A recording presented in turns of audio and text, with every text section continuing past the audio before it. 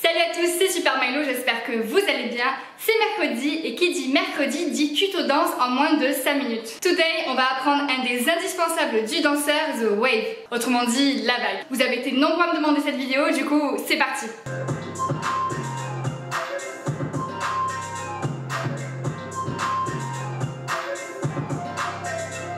Avant de commencer à vous montrer ce pas, je vais juste insister sur un point qui me semble vraiment primordial et que j'insiste pas assez dans mes autres vidéos, mais c'est l'échauffement. Comme vous savez, la vague, ça se concentre essentiellement sur les épaules et les bras. Donc pour les jambes, ici, on va venir être juste sur un rebond. En ce qui concerne l'échauffement, je ferai une vidéo entière sur les échauffements parce que c'est vrai qu'il est primordial quand vous faites un effort physique, que ce soit une courée de danse, une vidéo que je vous apprends ou quoi que ce soit. Il faut absolument s'échauffer avant pour éviter la courbature ou encore pire de se faire mal. Ok, c'est parti. Pour ce pas, on vient créer une ligne d'une main à une autre. Ici, le but du jeu, c'est de ne pas tomber ici les bras, ni de les lever, mais de garder l'illusion d'avoir une ligne parfaite. La base de ce pas, c'est qu'on va venir isoler notre bras, enfin nos bras, parce qu'on en a deux évidemment, en 4 parties. Donc vous avez la main, le poignet, le coude et l'épaule. Et on va faire pareil de l'autre côté. Ici, regardez, main, poignet, coude, épaule.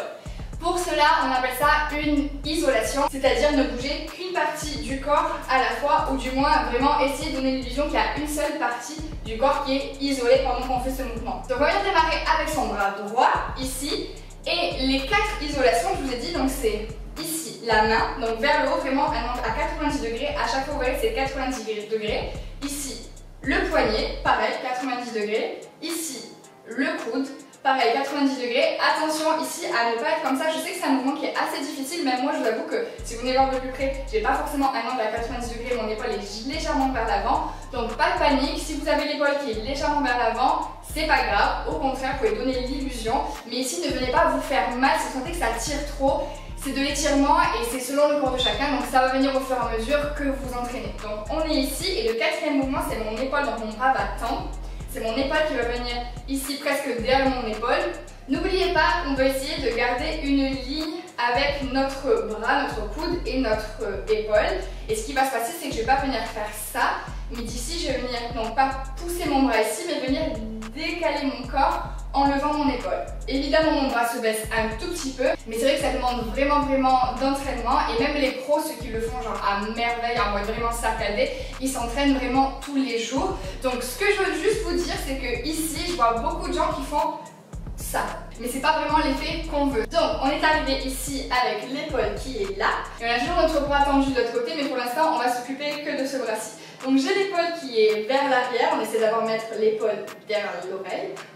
Et ici, on va venir faire l'inverse, c'est-à-dire repasser de l'épaule au coude. Donc ici, recréer cette ligne-là avec le coude qui va être là. Et ensuite, pareil pour le poignet, ici, et pareil ici pour la main, et ensuite venir. Au niveau de la main, je vais juste vous montrer de plus près. Vous allez voir, c'est quelque chose vraiment d'organique qu'on cherche à faire, quelque chose de vraiment lié, et c'est là que notre mouvement va démarrer vraiment. Moi, ce que je dis toujours, c'est qu'il faut imaginer une petite boule de lumière qui se balade ici d'un bras à un autre, et qui à chaque fois qu'elle va passer dans une partie du corps, ça va allumer en fait la partie qu'on doit bouger et ça va vous aider à vraiment imaginer dans votre tête le mouvement que doit faire votre bras ou votre buste ou vraiment votre corps si c'est une vague du corps. Ok, on y va doucement et ça fait main, poignet, coude, épaule, coude, poignet, main. Allez, on passe à l'autre bras, c'est parti et ça donne 1, 2, 3, 4 et. Encore 1, 2, 3, 4 et.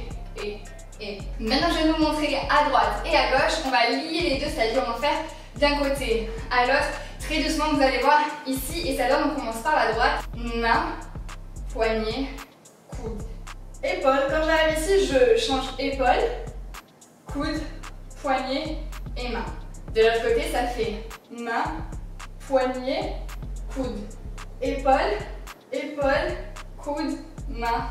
Et encore une fois, doucement, et ça donne main, poignet, coude, épaule, coude, poignet et main. Donc maintenant, vous avez ce que j'appelle le squelette, c'est-à-dire que vous avez la base pour s'entraîner doucement et petit à petit aller un petit peu plus vite, ce qu'on va faire juste après. Mais n'oubliez pas que les mouvements comme ça, c'est vraiment de l'entraînement et de l'entraînement. Ok, je vais passer de dos pour vous montrer.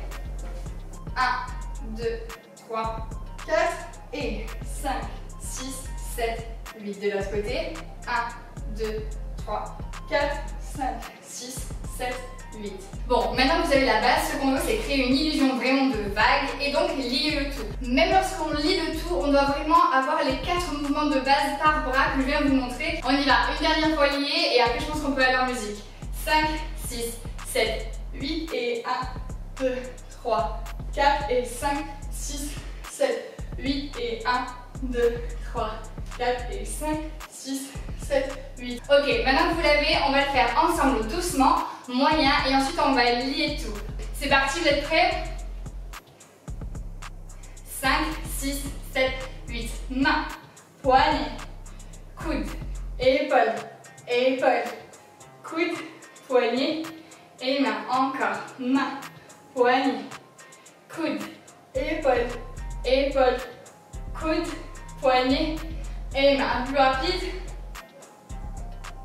5, 6, 7, 8 et 1, 2, 3, 4, 5, 6, 7, 8 et 1, 2, 3, 4, 5, 6, 7.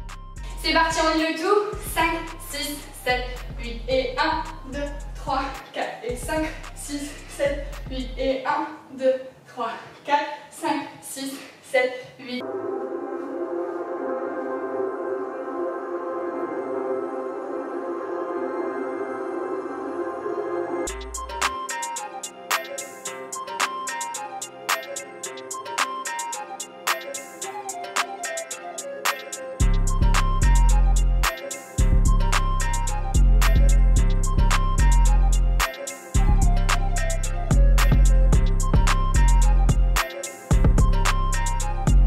Le pas qu'on vient de voir nous vient du hip-hop et plus précisément du smurf. Faut savoir que le smurf et le popping sont deux techniques qui s'entrecroisent beaucoup.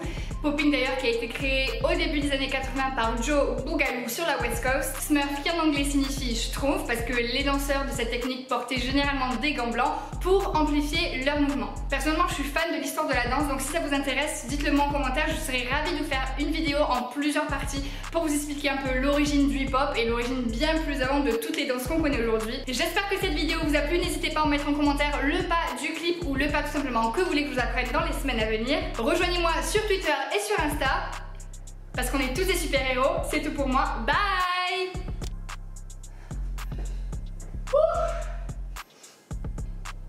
Je sais pas pourquoi je fais des grimaces tout le temps quand je fais ça.